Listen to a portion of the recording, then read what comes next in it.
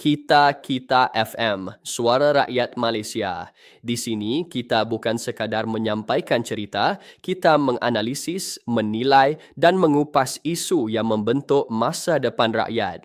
Hari ini kita cerita tulisan Daniel Jani, influencer politik Sarawak. Tindakan Anwar sama seperti pepatah, yang dikejar tak dapat, yang dikendung berciciran. Persoalan pertama, benarkah pertembungan antara Anwar Ibrahim dan Rafizi Ramli ini menandakan perpecahan besar dalam Parti Keadilan Rakyat? Persoalan kedua, adakah keputusan kepimpinan membuka ruang pemilihan parti sebenarnya menguatkan atau melemahkan parti menjelang pilihan raya umum ke-16? Dan persoalan ketiga, jika benar Rafizi keluar daripada parti yang dibinanya bersama selama hampir 3 dekad, siapa sebenarnya yang rugi dan siapa yang bakal untung?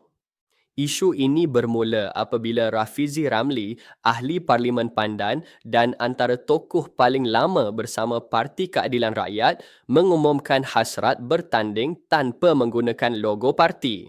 Bagi sesetengah pihak, ini bukan sekadar keputusan taktikal. Ini mesej politik yang besar. Rafizi bukan orang biasa dalam sejarah parti. Beliau antara individu yang bangkit mempertahankan kepimpinan Anwar Ibrahim ketika parti berada di saat paling sukar. Dari zaman reformasi, zaman tinggal satu kerusi parlimen sehinggalah ke era kerajaan perpaduan, nama Rafizi sentiasa dikaitkan sebagai arsitek strategi, penggerak data dan perancang kempen. Namun, politik tidak pernah statik.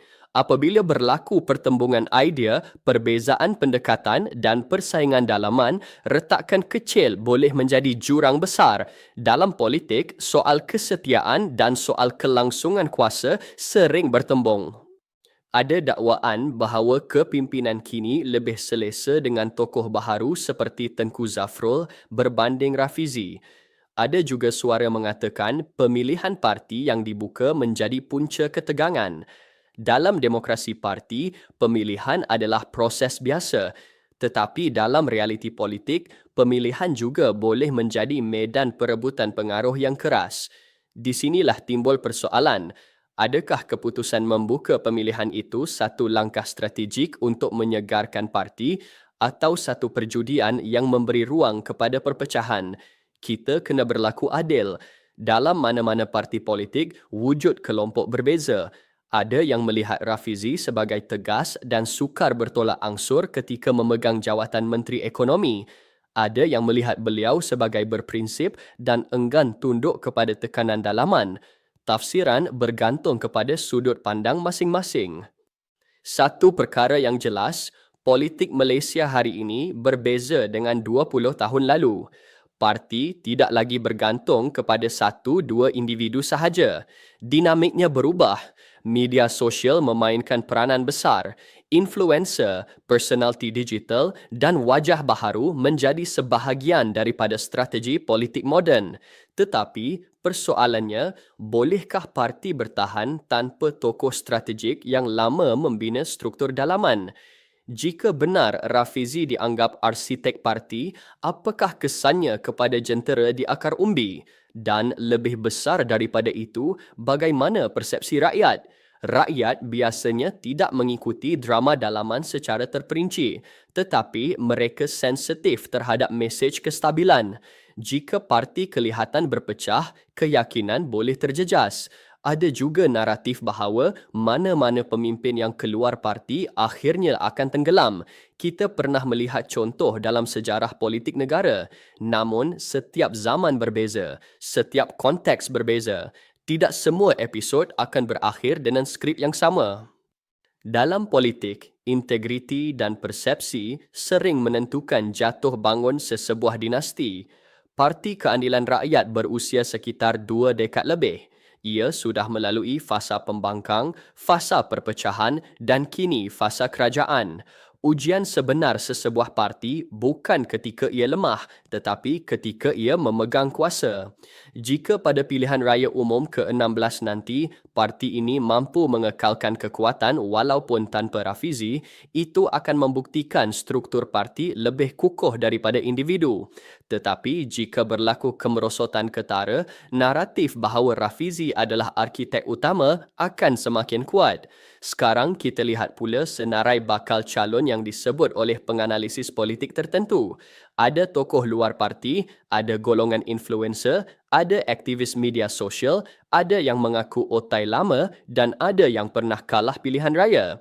Soalnya, adakah strategi mencampurkan wajah lama dan baharu ini cukup untuk meyakinkan pengundi atau ia akan mencetuskan persoalan tentang hala tuju parti? Di tengah semua ini, Anwar sebagai Perdana Menteri memikul beban paling besar. Beliau bukan sekadar Presiden Parti, tetapi Ketua Kerajaan. Setiap keputusan dalaman parti kini memberi kesan kepada kestabilan nasional.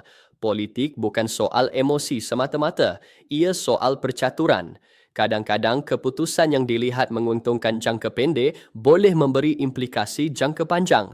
Pepatah yang disebut, yang dikejar tak dapat, yang dikendong berciciran, memberi gambaran risiko kehilangan penyokong lama ketika cuba menarik sokongan baharu. Namun, kita juga perlu tanya, adakah ini benar-benar kehilangan atau sekadar fasa peralihan? Rafizi mempunyai pengaruh tersendiri, khususnya dalam kalangan penyokong reformasi dan pengundi bandar. Jika beliau bergerak secara bebas, adakah beliau mampu membina gelombang baharu? Atau adakah sistem parti masih lebih kuat daripada personaliti individu?